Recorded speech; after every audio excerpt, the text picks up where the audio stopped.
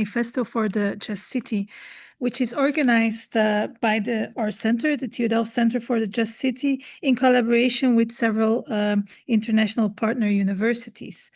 I'm Caroline, and Roberto is here. I don't know, because we're such a big room, I can't see who else of our colleagues are here.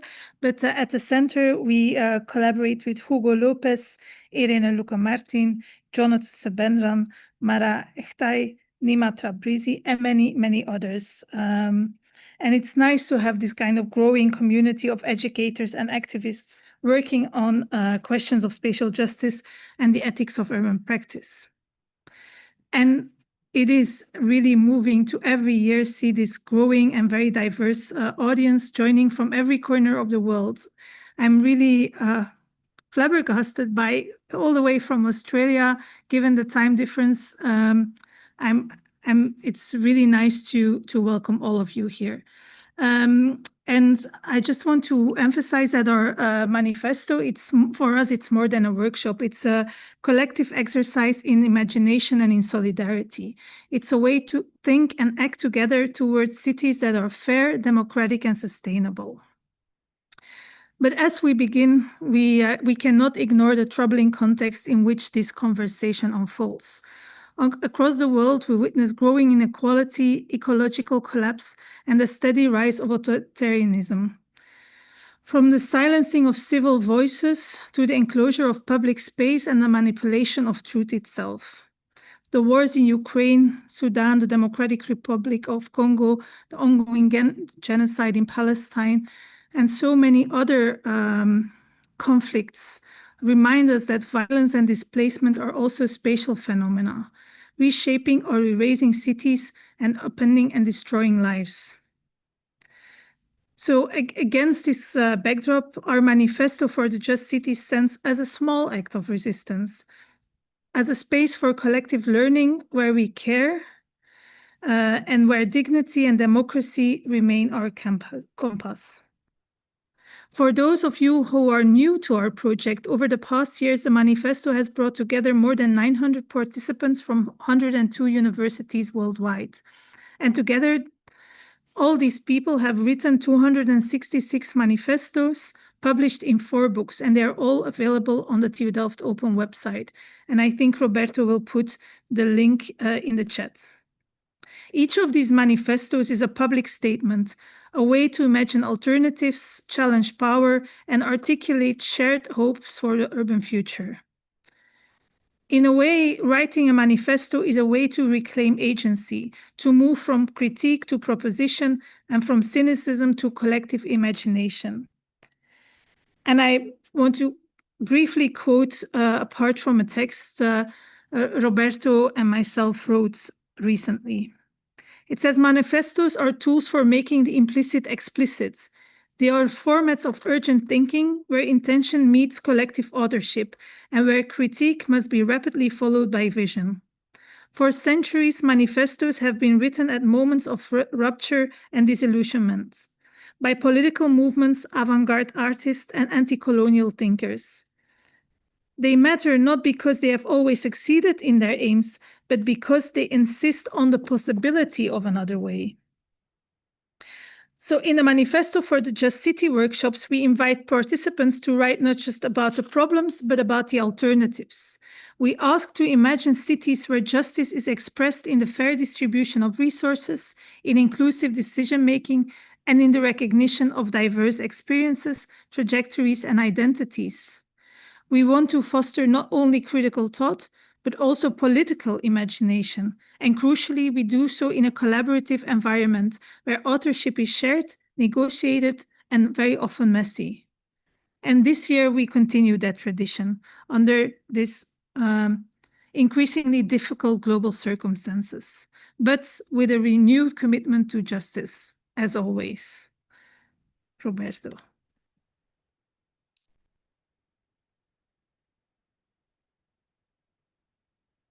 Sorry, I was trying to unmute myself. Thank you, Caroline. It is my pleasure to welcome you all. As Caroline was saying, this is really a a tradition for us now. It's the 6th edition of the Manifesto. I just want to make clear from the outset that we are going to help you form groups if you don't have groups, but not now, so don't worry about it too much. But we do want some those who want to participate to write a manifesto with us later. We will tell you how you could do it, but not today, not now. Now we are going to hear our first guest. It's my pleasure to introduce our first speaker, Dr. Alexandre Frediani. Alex is a principal researcher at the International Institute for Environment and Development, IIED, in London, where he co-leads the Housing Justice Program. His work focuses on human capability, urban transformation in the majority world, exploring how housing policies and practices can become pathways for equity, dignity, and sustainability. Alex's research bridges scholarship and activism. He has collaborated extensively with grassroots movements such as Slum Dwellers International and community-based upgrading projects in Latin America and Africa. Through these partnerships, he interrogates how rights, participation, and everyday practices of dwelling can advance justice in contexts marked by structural inequality and colonial legacies. Well, without further ado, I will leave the floor to Alex. Alex, thank you so much for being here. Thank you, Roberto. Thank you, Caroline. What a pleasure to be here with you in this moment. I am a fan and admirer of this process of how you have been cultivating this space for collective imagination, for mobilization, for thinking much more clearly and in strategic ways about the role of the city, of the built environment professionals in dealing with those grand challenges that we are facing today. And I think the currency of hope is very precious today. And I think you are playing such an important role in promoting it and finding the spaces of exchange and solidarity and support systems as well for us, that often we're in the middle of so many different challenges around us. And I think that the space that you guys are cultivating is so precious. So congratulations for it. And it's a pleasure and an honor to be in such a space and to be invited to exchange a few ideas with you on this. So yeah, thank you for the invitation again. I will. And what an incredible crowd we have here. The countries keep popping up more and more here on the chat. So I'm losing count here of all the different places and people involved here in this call today. I will share with you a few thoughts around a particular approach to understanding urban justice. And by doing that, I'm hoping that I can help to illustrate, I think, how such an idea of towards justice can inform policy and planning practice. And I think that's the idea. It's not to say that this is a better way or worse way. It's I think the main purpose here is to think together on how particular ideas of justice can help us to think about practice on the ground. And I'll be sharing some thoughts from work that I've done since my PhD when I started, which was in the beginning of the 2000s. And then for another 15 years or so, I worked at University College London at the Development Planning Unit, where I was a colleague of Caroline when she was still there for a little while. I was through those years really trying to operationalize, to apply this lens that I'm going to be sharing with you towards the idea of justice in the context of policy and planning practice. And the book that I published about this was published in 2022, and I think it's a bit of a representative of its time. Let's put it that way. We can come back maybe in the conclusion and discussions about how it relates to current thinking and practice around justice. But I think that they are here a series of articulations that I think it was also representative from that journey until, I guess, in a pre-pandemic world. And I think things since the pandemic has shaken us up so much in different ways. And I think we can, again, think together what is the implication of that to the thinking of justice and its implication to urban policy and planning practice. So yeah, this is the that's the topic of that's the cover of the book from which I'm going to be talking about today in this talk. So please keep me on track of time so that I don't go too long. Thank you, Roberto. I do want to start though with David Harvey. I mean, and this particular quote for me is really important. David Harvey being a key reference around the discussion of the right to the city. And in this quote here, I'm going to read it out to you, and then I'm just going to point to the issue that I think it's really critical to the conversation here around urban justice. The right to the city is far more than the individual liberty to access urban resources. It is a right to change ourselves by changing the city. It is, moreover, a common rather than an individual right, since this transformation inevitably depends upon the exercise of a collective power to reshape the processes of urbanization.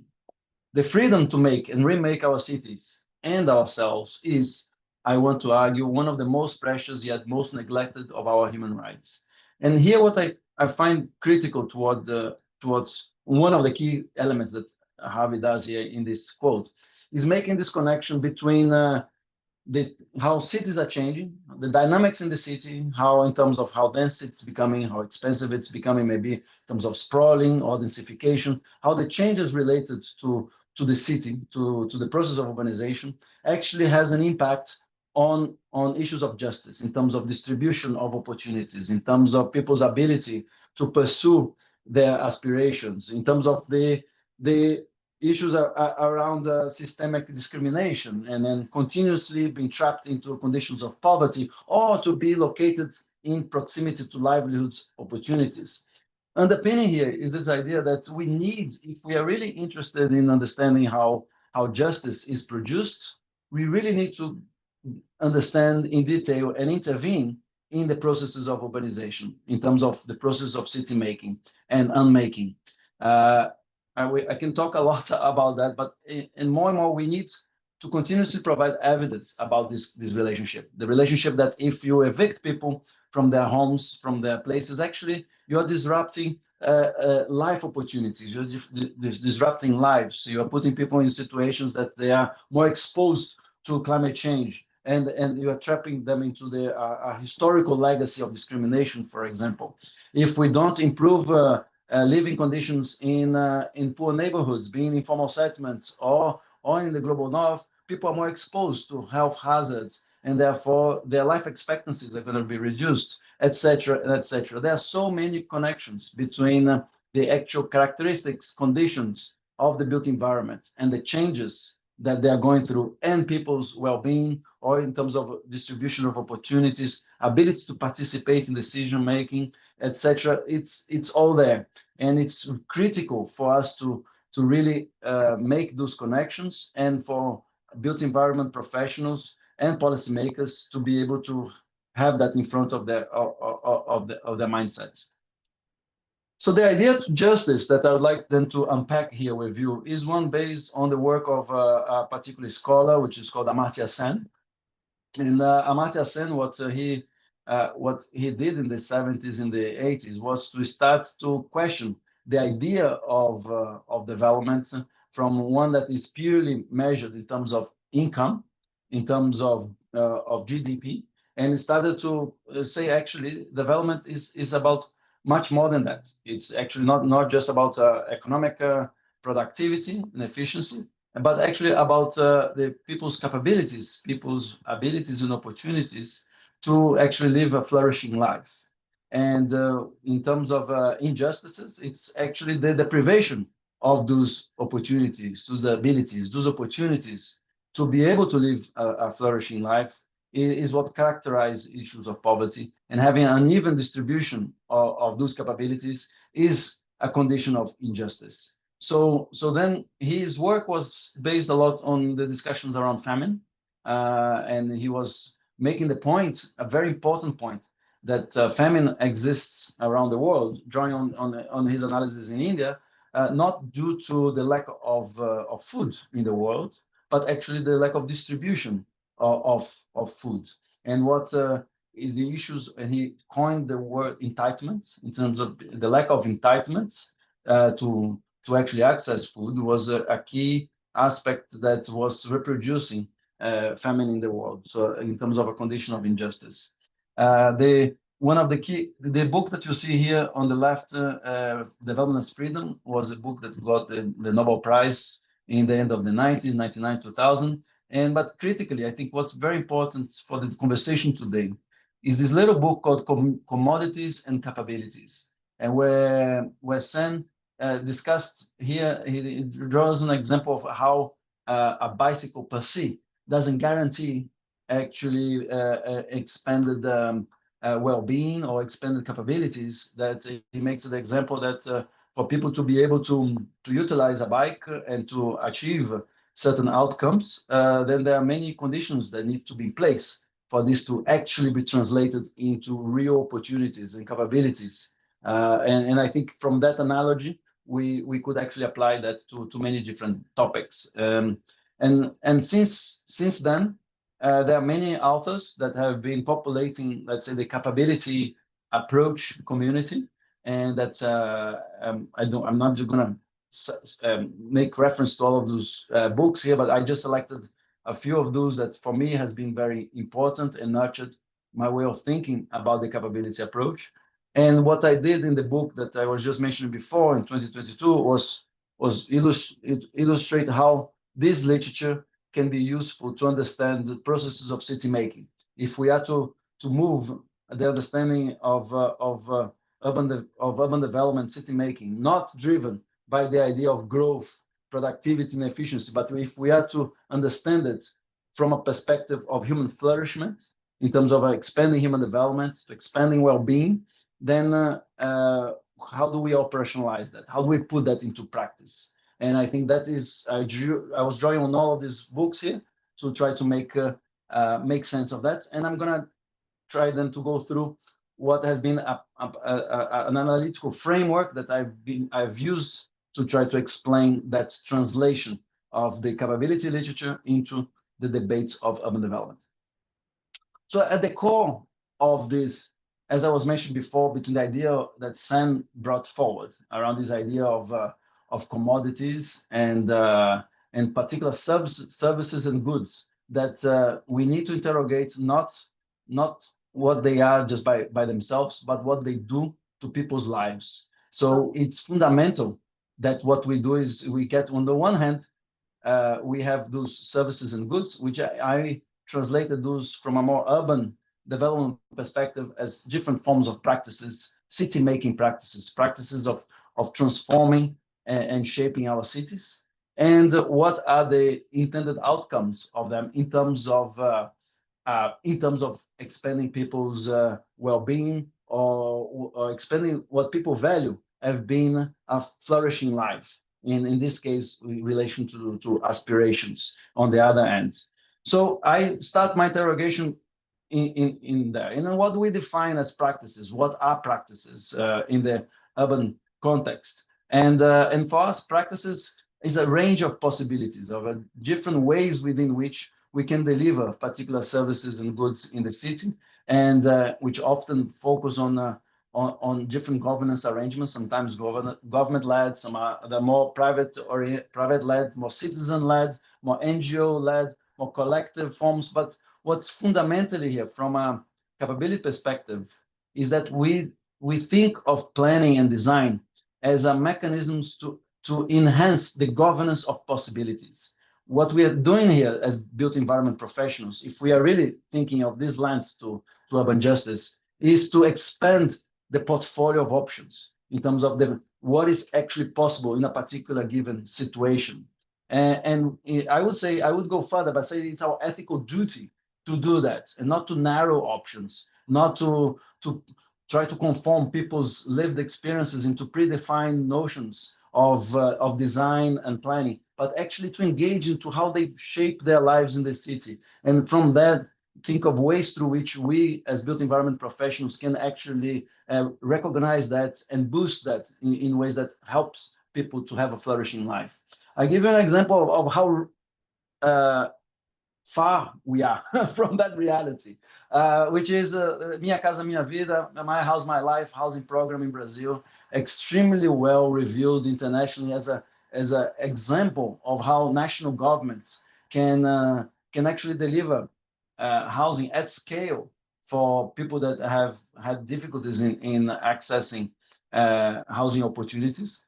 But then when we go to practice, when we go to see how this lands in cities, we see such a narrow approach to design and to planning thinking. What we see is actually predefined arrangements that helps the private sector, the developers, to maximize their profits in the way that this social housing program has been designed, building condominium areas outside in the outskirts of cities, because that's where land prices are cheapest and subsidized by the government, and which doesn't meet at all people needs or the planet's needs, because we keep reproducing this idea of carbon intensive modes of urban development.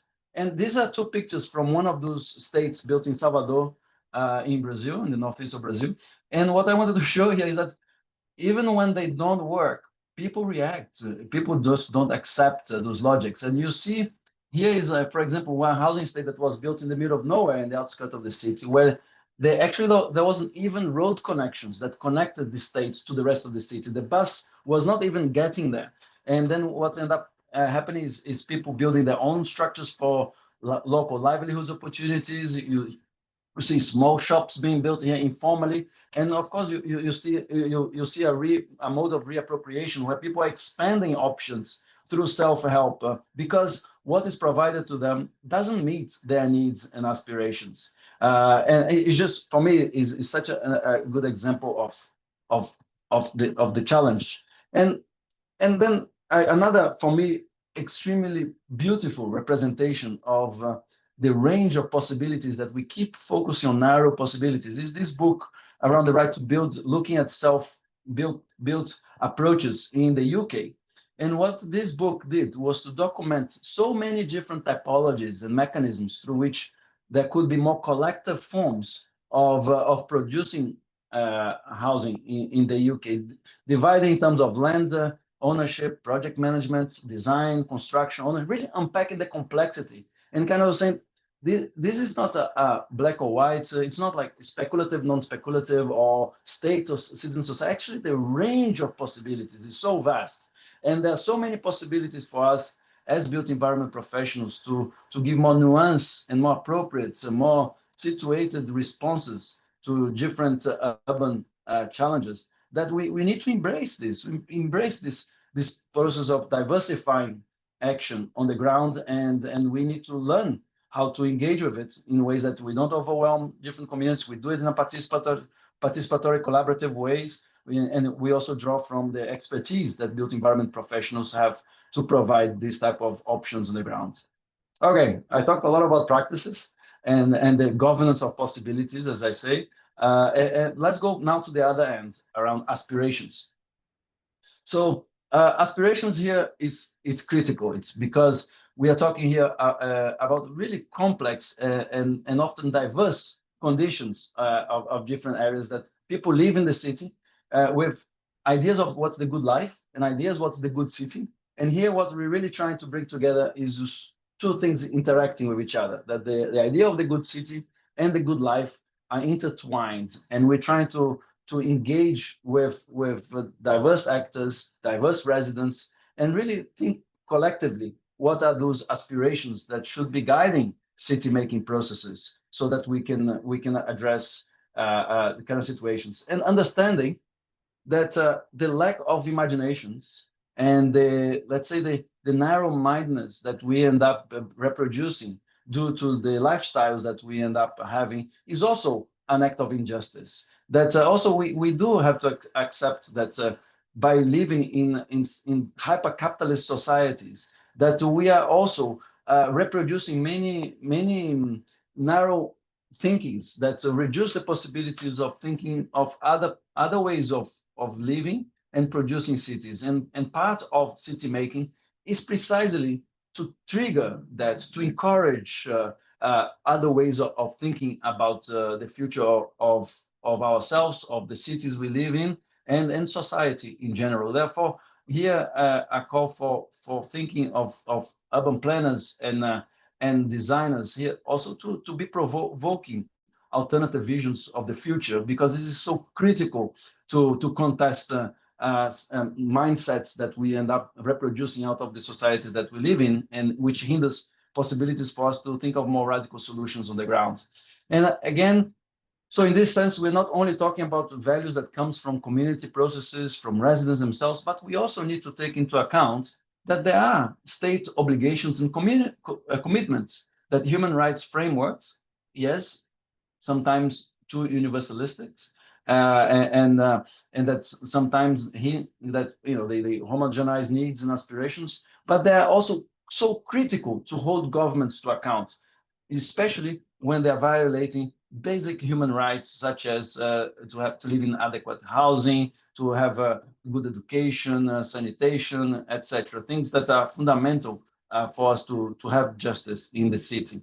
So yeah, here it is a conversation. It's not one or the other. It's not that aspirations is purely based on what is agreed on human rights conventions, but also we shouldn't be content purely with a kind of paternalistic, value-driven bottom-up process without necessarily interrogating those and understanding the implications that they have for the human rights processes as well. So it is a dialogue, it's a contestation, dynamic, and I think as built environment professionals, again, we are in the middle of that process, and it's fundamental to make this as part of our engagement. I'm trying to, my screen is still being shared, or my? No, you stopped sharing. I think I lost my PowerPoints for some reason. So let me just reopen my PowerPoint again. Since you stopped, let me just say, I think people can choose to have captions if they want. On Am I speaking too quickly, Roberto? No, you're not. You're not. But we are getting a few messages about captions. So Okay. if you want, you can turn on your captions. Great. Yeah. Go on. Sorry. Thank you. No. So I'm gonna try to share again with my computer. Okay. So one example that I draw in the book to discuss about aspirations is Alex, it's your notes. Yes. Okay.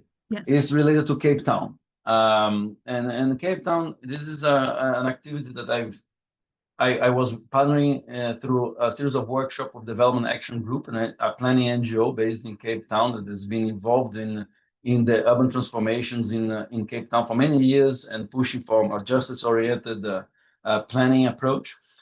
And this particular workshop was in Woodstock. Woodstock being one of the a few neighborhoods outside the Group Areas Act that took place in South Africa, which led to super segregation between people, black, colored, and white communities. So there were areas in the city center of Cape Town that was totally dismantled, and people were put in different areas of the city. Woodstock was just outside that area, and therefore it remained a quite very mixed neighborhood in Cape Town up to recent years, where there was a process of gentrification that starts picking up, and the visions of urban region, what so-called urban regeneration for that particular part of the city was so embedded into the idea of making it a more economically productive part of the city, and disregarding all the life, all the experiences of the connections and networks that already existed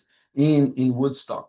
And so while there were some ideas of some aspirations being developed by the municipality, the council of Cape Town, put it forward on the ground, the Development Action Group decided to do an engagement of local residents in Woodstock to discuss what are their aspirations for regeneration for them.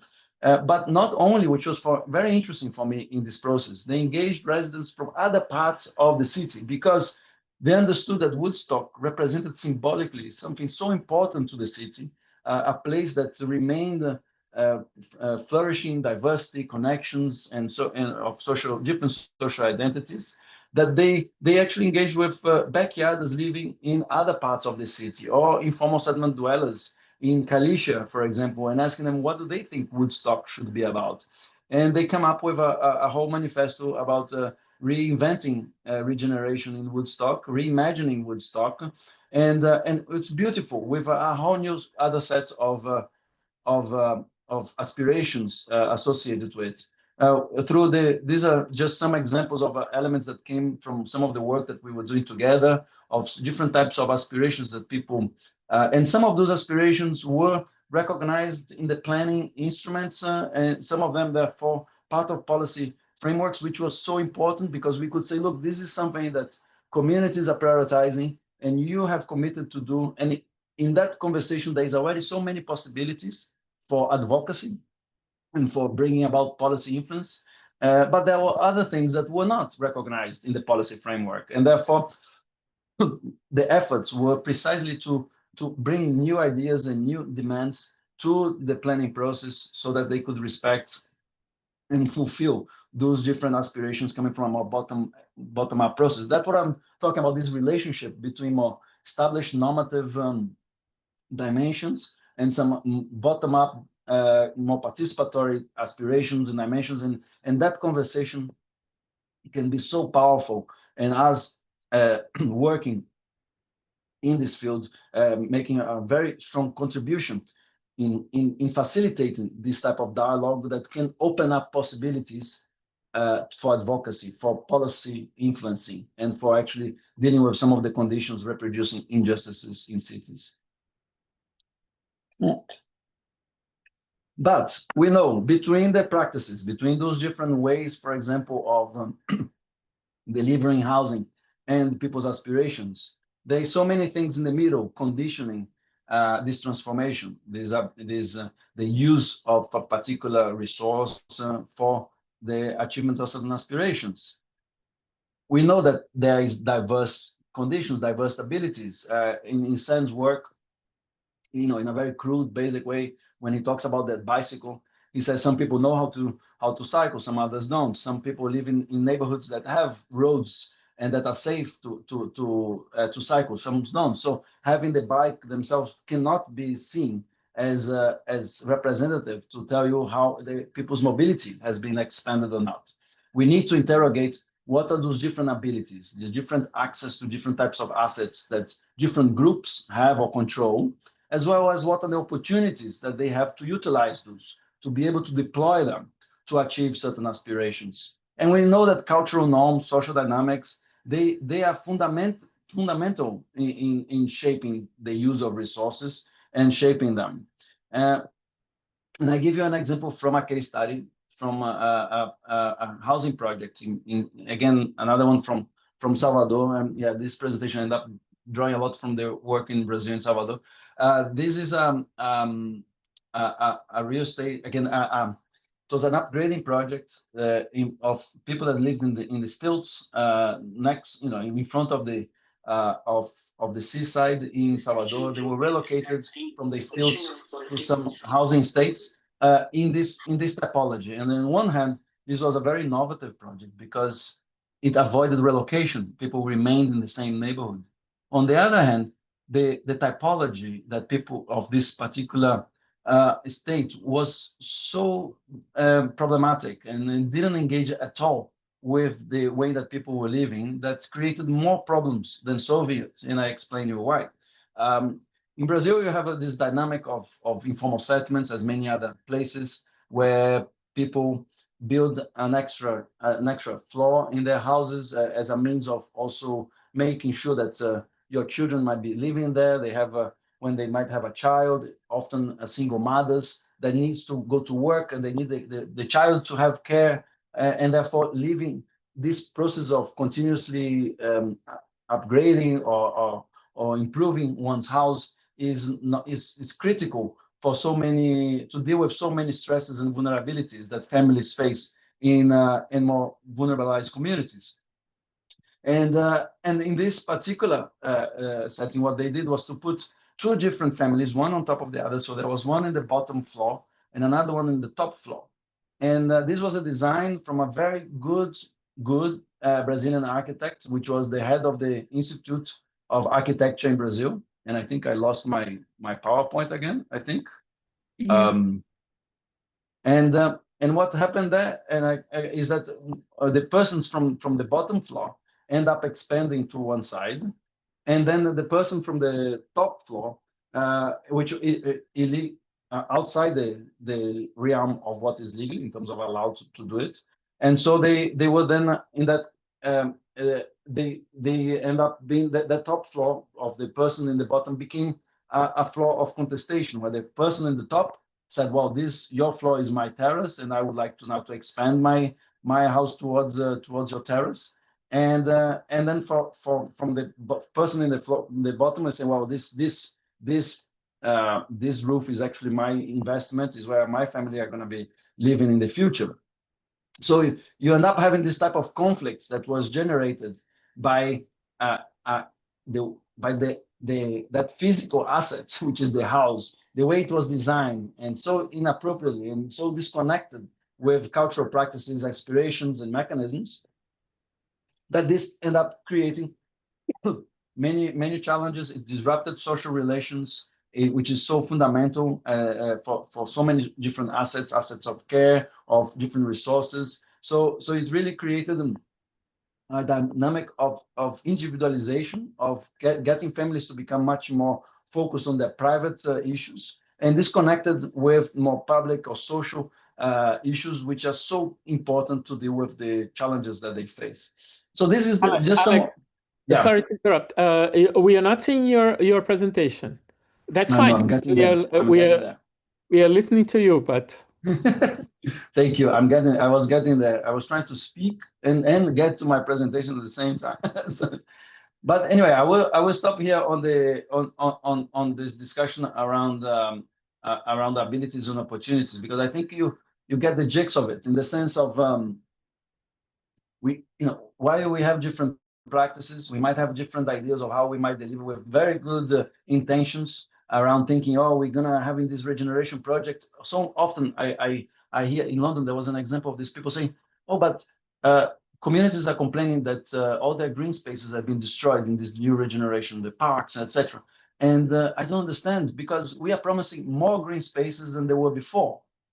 And then communities are saying, well, it's not the square meter of green spaces that matter. What it matters is what that green space did for us. And we had the different types of green spaces. Some were smaller, some were larger. Some of them we managed together with my neighbor or my community. Now they replaced this very large green space that may be in square meters. There might be more, but in terms of what it does to our lives is very different. So this is what I think at the crux of what I'm trying to argue here, that what we are looking for is not the like for like. It is what is that we understand of what something do to a person's and a collective's lives, rather than just describing it from a technical or very physical perspective. And I think that's a mind shift that we need in planning regulation, we need in the way we practice our professions. Okay, in the middle, of course, this is, I've been describing these elements in a way using some examples of contextual processes. Maybe I was mentioning in Cape Town, his legacies of discriminations by apartheid, and in terms of Salvador, we talked about processes of marginalization happening due to also the urban sprawl and social spatial segregation. But and those are elements that are not just they are drivers that are structuring unfreedoms and injustice in cities. And I think it's fundamental that we, as in the practice of urban development and urban planning and practice, that we interrogate those drivers. That we, I mean, Caroline made a wonderful introduction, precisely contextualizing some of the drivers of injustice that we are living in today. And I think from our perspective, as working in the context of cities today, we need to interrogate those drivers. We need to understand that those practices, aspirations, the abilities and opportunities that people have to live a flourishing life, they are conditioned by a set of structuring factors that are not unchallengeable. Not saying here that they are impossible to be changed, but that we need to recognize them if we are to actually start to build pathways for some form of change. And here, cities have been not only the sites of those structural injustices, but they also have been drivers themselves of these injustices. And I give you an example from Lagos. I was the week before last, I was in Freetown with colleagues from Lagos. Again, I've been collaborating with a group, the Nigerian Federation of Slum Dwellers in Lagos, and the residents of the waterfront informal settlement communities have been going through systemic forms of evictions. Evictions because the area where they're located are high demand for housing investment, which drivers of financialization of the housing market that are interested in investing in the waterfront of Lagos, and many very powerful local elites using even the justification of the people living there that are not true Lagonians, because and saying that, well, they come from other ethnic groups that might not be necessarily recognized as being a Lagonian. And so ethnic conflict and discrimination at the heart of it. So I was with an Egun community member, a representative, that was telling how much prejudice and discrimination him, his family have had for generations, not being considered as a legitimate resident of Lagos, and on the basis of that, being pushed out of the city and being discriminated. Caroline mentioned Gaza and acts of discrimination taking place there. In so many different cities, we see sometimes a more disguised form of discrimination in terms of patriarchy, in terms of race, embedded into how cities are planned and pushing people out from the places that provide human flourishing and actually create a very uneven set of distribution of opportunities and possibilities to live a flourishing life in cities. So yeah, I mean, and for me, I think evictions is it's incredible how this is still a reality today, how people are still facing this experience. If you're interested, there is a wonderful film, the Legend of the Vagabond Queen of Lagos, that has been actually released by this federation, this housing social movement in Lagos. It's a feature movie that depicts really well a story of the Otodobame community that has been evicted from their houses, and that's the picture just after the eviction when I visited them in 2017. You asked me to warn you about the time, so we are getting there. We're getting there. Fantastic. So I'm actually wrapping up as well, Roberto, so that we have time for conversations.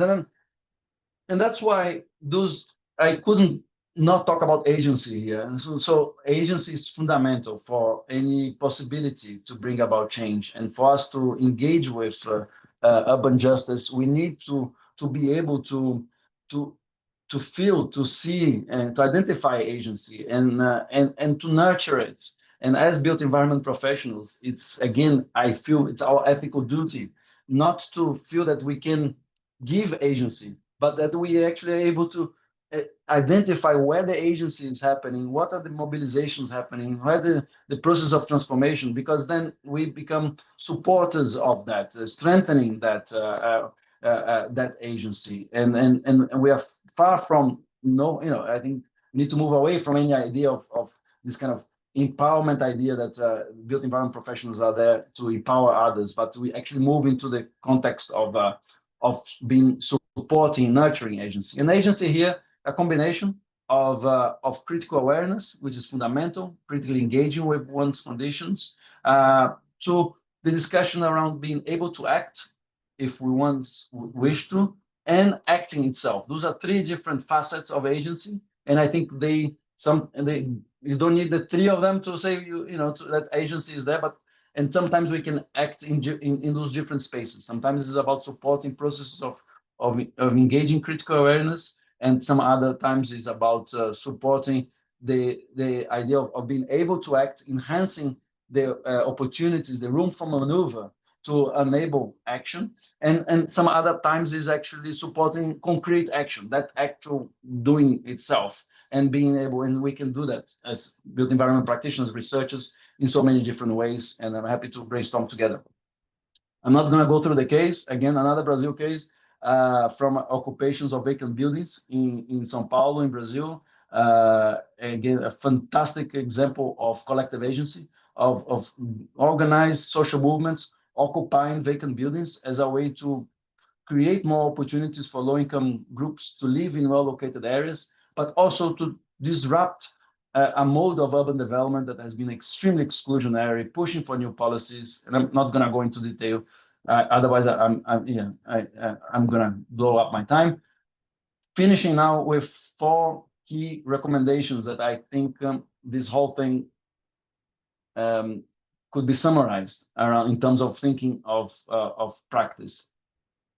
I think the first one, as I finished, in terms of some of these elements, we need to start as understanding that we are not, there is no tabula rasa. The built environment professionals are arriving in extremely contested situations, and we need, before we do anything, to recognize and actually commit to addressing those structural urban injustices. How often do I hear architects saying, "Well, sorry, I'm just here to design the building. It's not my business. I didn't design the brief."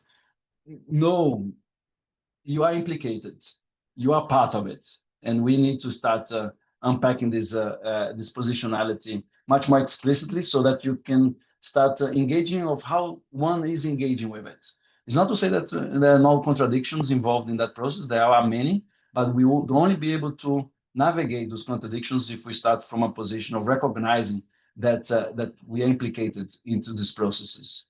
The second point is that, as again, I would say as an ethical duty, we have to expand the choices. We need to democratize the governance of possibilities. We need to think collectively. What is that? What are those? What's the portfolio of options available in different places? And let's stop going back. Oh, sorry, but this is the best we can do. We need to stop this idea that saying, okay, but this is the conformity of, oh, sorry, but the only thing we can do here is to talk about the size of your windows or the color or the amount of units. No, we cannot conform to the situation. We need to be advocates with those that are developing the briefs, with the other actors, and try to, as much as possible, from the position, the limitations where we believe we are, to expand the possibilities, to expand what is possible, in particular given contexts and situations. Third, we need to move planning and design from just regulating or delivering goods and services to from this idea of just what they are to what they do to people's lives. So many planning regulatory frameworks is about the size of the streets, what's the distance between the building and the other building, so that which is so physically bounded, and actually do not talk at all to the realities of how people live their lives. And of course, the biggest expression of that is the colonial legacy of planning in many cities across the world, in the majority world, that continues being dictated by planning regulations that came from colonizers that have very little idea of how cities were actually being produced in that time, and even less in today's world, and even the type of cities that we need for the future. So we need to really move on from those type of thinking, from what it is to what they do to people's lives, and then work ourselves backwards in terms of what's the actual expression in spatial terms for those things. And finally, again, it is about thinking of city making as a collective endeavor, where we are not only trying to meet our needs today, but we are discussing about what type of societies we want to live in the future. So it is about a collective imagination. It is not just trying to, well, think of, how can I get a bus stop fit within this, but in this particular street, in a way that will avoid people being run over, etc. Those things are very important. But inevitably, this is also part, in a very small way, but also in sometimes very meaningful way in terms of people's life, impacting how we are shaping the societies around us. And sometimes those decisions about your neighborhood is the way to build trust with the institutions around you. So we really need to think of as a way to that we are part of a wider project of strengthening democracies and building an alternative future for us and for those that are going to come after us. So yeah, I will stop here, and these are some of the reflections that I think come from this 15 or so years of trying to use the capability approach in the context of urban planning in practice. Thank you so much, Alex. And we see lots of little hands applauding you. So thank you so much for this super insightful talk, and for this call against, maybe not against, but warning us about technocratic planning, right? The planning that is only worried about distance between buildings or the width of streets, which I am afraid is pretty much the education that people get around the world. And of course, we are trying to combat that, right? There are a few questions in the Q&A, so people have written their questions. I have asked. Yes. There's also in the chat already a question. Yeah. Yeah. No. I've asked people to keep the questions a little bit connected to the talk, right? There are some questions that are more general that we will discuss later on. Pritika, would you like to say your question? I don't know if you are there. Pritika Akil Kumar. Maybe she's not there. I think we can. No, she says it's really loud where she is. So... Oh, right. Yes, I can imagine. Don't worry. I will summarize. How can we design the planning process to ensure more effective and trust-based communication? So about building trust, and what are some of the key learnings from the project that could inform other contexts? I think actually you answered that at the end, the key learnings. But how do you build trust? Well, I mean, yeah, I think trust building is fundamental to our times. And I was mentioning that I think right in the end, I think that we are in a context where people are losing trust on the institutions around them more and more, which is a really, it's really scary for our democracies, and I think that I agree. I think trust building is fundamentally good. I think that we need to start bringing back the idea of what's a public good and public action. Like I think some economists nowadays, Mazzucato is talking about mission-oriented development, but others have been putting to the forefront this this importance of being collectively driven by some idea of what is public in terms of what is a public good, and I think we need to bring these things to the forefront, and I think that is a starting place for trust and understanding that different actors, private communities, collectives, states, all are part of that process of producing the public goods, and that we need to be there together. It's not this idea that, well, because you're private, you know, you're not accountable. You know, there are so many more reasons for justifying the private sector to do. But you know, the private sector is pursuing profits. No, you know, we are here together to safeguard the conditions to live a flourishing life in this planet. And you know, we need to all hands on deck, my friend. You know, there is no way out. And I think that is the beginning for, I think, building trust, is creating that sense of collective intent for urban change. I will start from there, and then I think there will be probably other steps, but I'll probably just start from this and hear others on this topic as well. Very good. There are questions on the chat here and in the Q&A. I will do one more from the Q&A. By the way, I just want to say that my book on public goods is coming out at the end of this year. So I'm really into this. Bharat, so would you like to say your question, or maybe I can summarize it? Okay.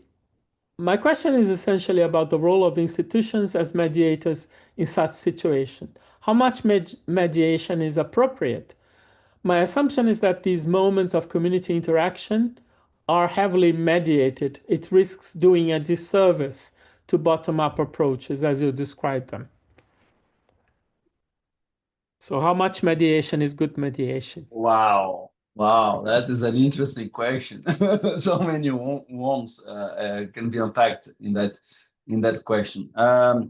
Yeah, no, I think behind this question is also trying to question, to reflect about this role of intermediaries, right? I mean, what is the role of those intermediary organizations that are between community groups themselves, and sometimes they contracted by developers themselves to engage with communities, and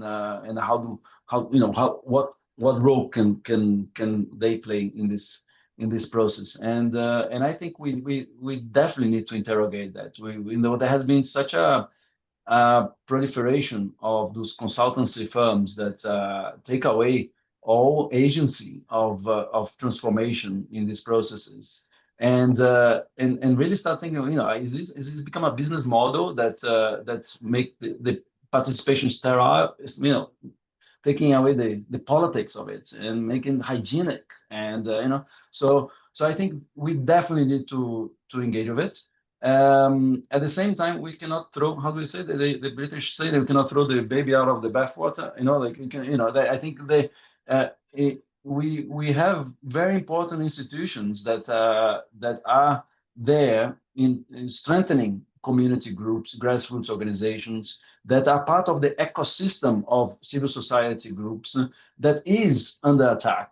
And bringing this debate, in a way, taking the legitimacy away from some of those groups, which has been happening, and taking funding from them is a big challenge. I see many philanthropies nowadays, for example, saying, well, we're not going to fund intermediary organizations, we're going to fund only grassroots communities in the front line.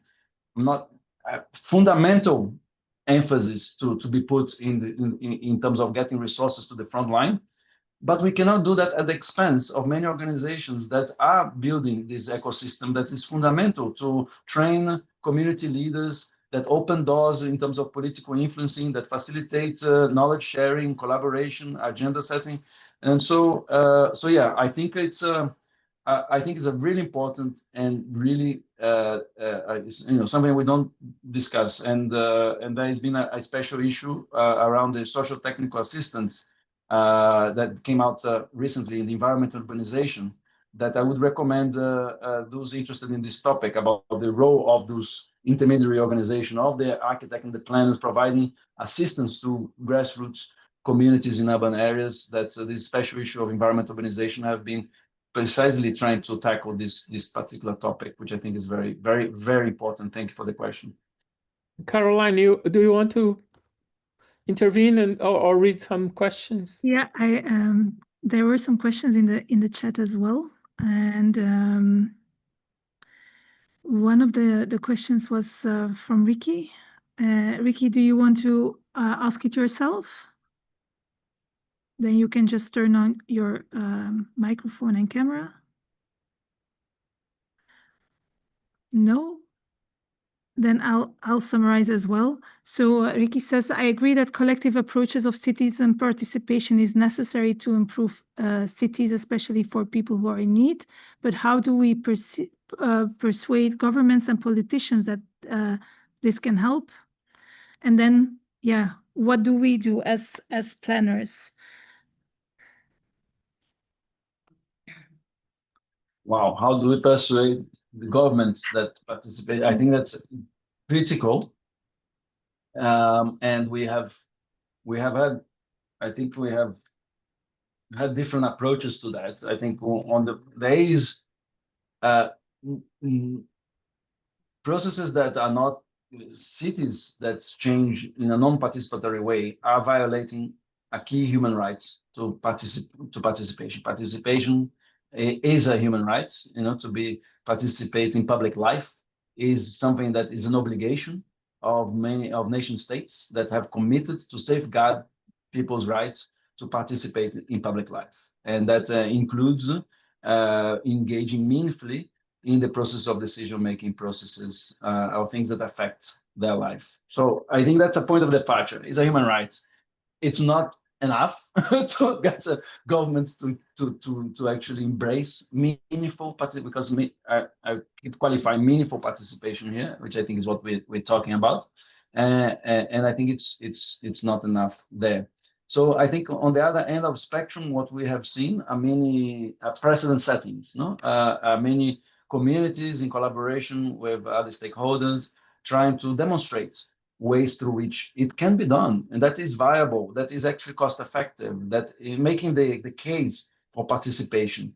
And I think that has been something that we have done a lot in academia. We have documented those best, kind of precedent settings. We try to interrogate what were the conditions that allowed it to happen, and we try to push with networks of local regional governments like UCLG, and trying to say, guys, if you do what the guys in Montevideo are doing, if we draw on what Porto Alegre did on participatory budget so many years ago, or if you do this, those are the conditions that allowed these things to happen. And there is observatories internationally to promote this among local regional governments, which I think has been a very important endeavor to increase political will to embrace participation.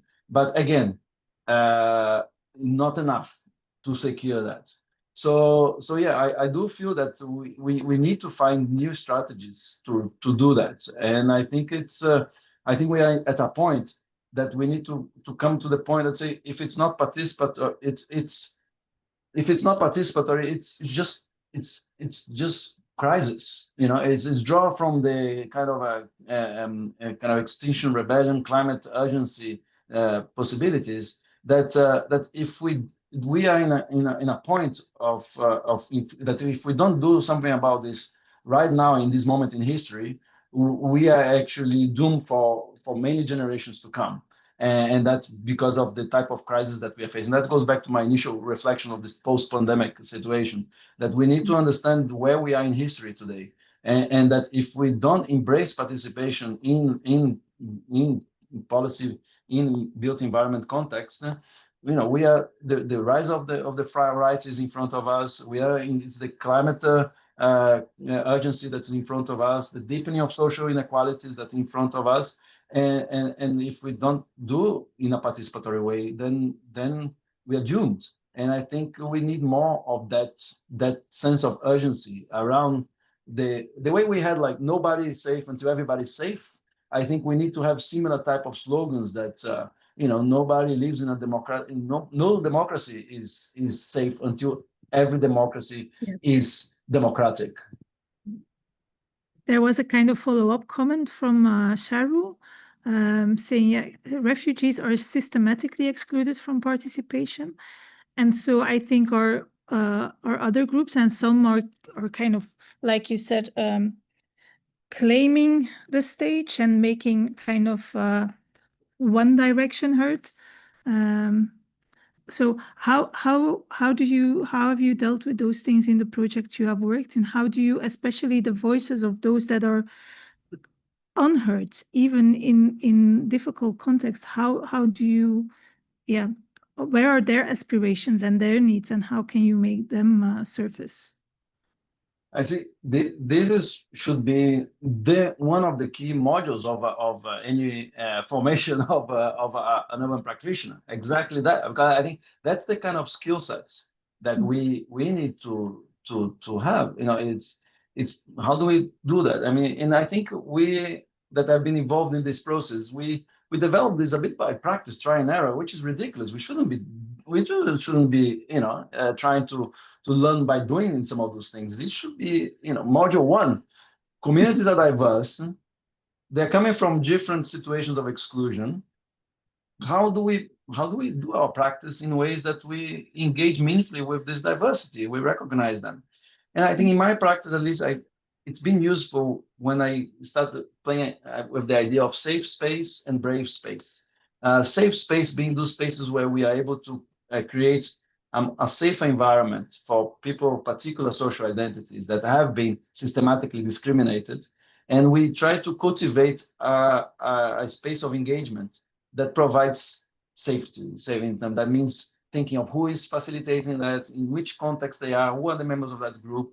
And I think it's really important for us to really start by trying to identify how do we cultivate through safe spaces, and then slowly start making them slightly more braver. So we open them up with time, understanding that the exposure to difference require also nurturing and caring, not so that we don't generate negative externalities in the process, unintended outcomes. So again, it goes against all of our principles of a time-bound project development format that we need to do things in a set.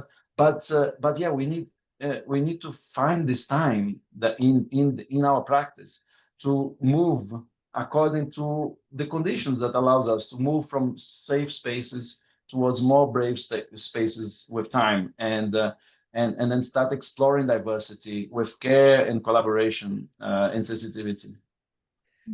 I just want to remind everyone that our sessions are 1 hour and a half, so we are still a bit.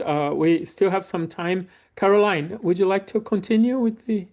No, I was just going to say that I thought it's a good moment to wrap up, and thank you very, very much, Alex, for your presentation and for the reflections in the Q&A. I like what you said in the end is very, very very important, and resonates a lot with the things that we are doing as well.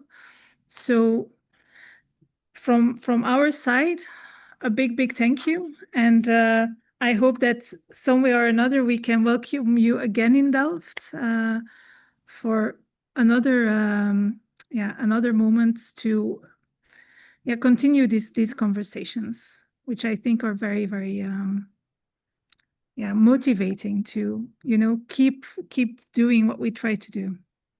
Roberto, do you want to add something? No, I just wanted, if I may summarize, one of the main messages that you sent us is really a plea for another kind of planning education, right? That we really, we don't need to learn everything on the job. I think we should talk about some things beforehand And one of these things I think is what is the role of the planner in the community, and what does the planner do in terms of mediation, or sometimes leadership and agitation even, right?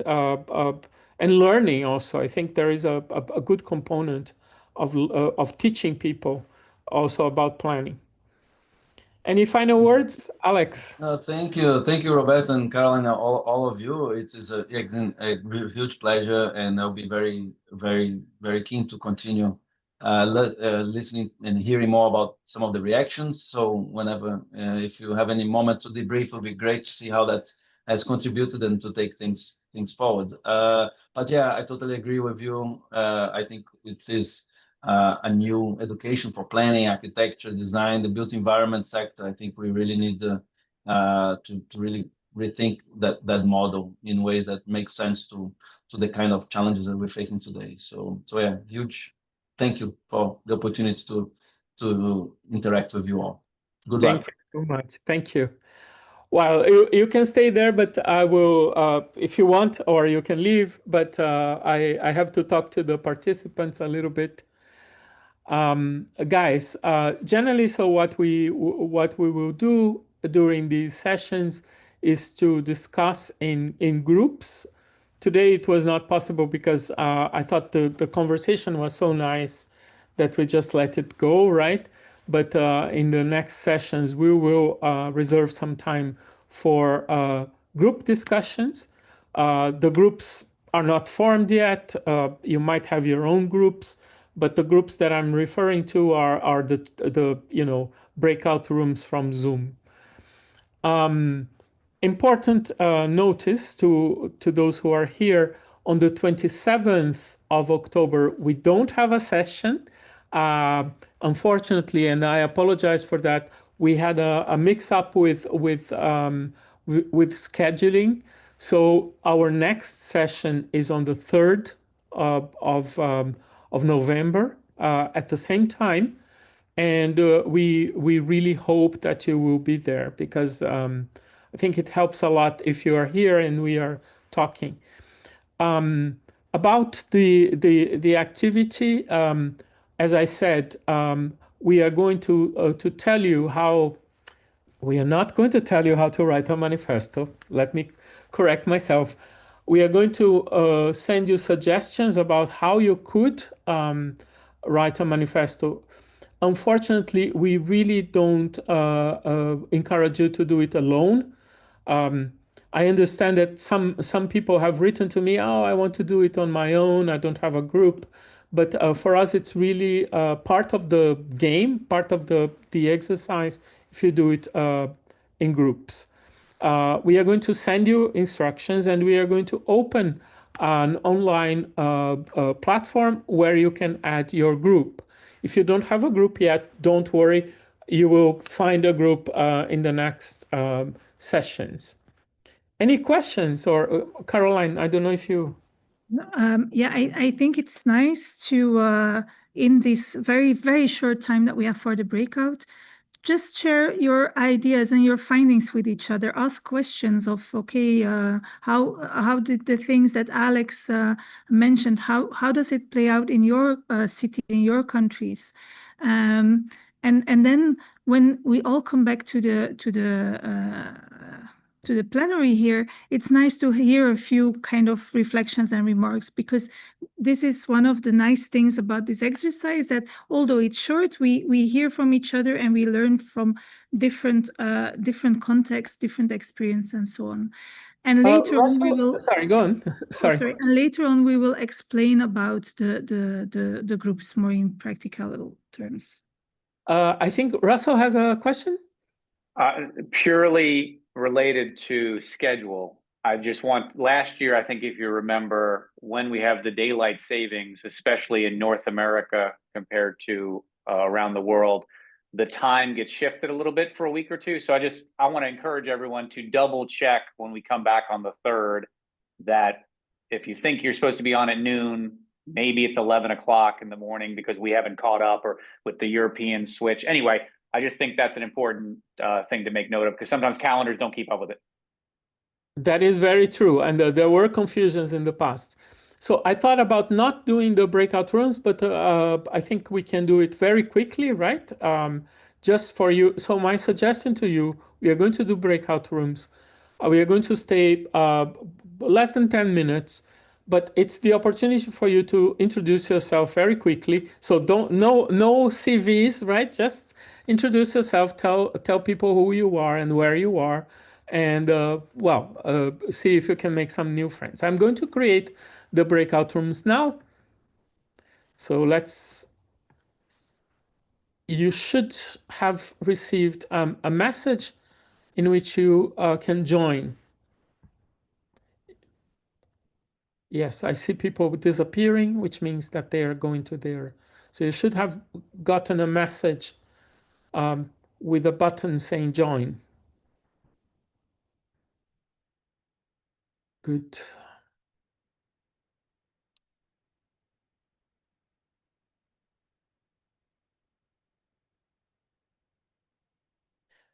Cool. Oh my God, it's so funny how we think exactly like exactly what what he was saying is exactly what we talk about all the time in Tildelft, I think. I agree, Roberto. I think maybe you can stop the recording now, I guess. Oh yeah, very good idea. I always forget.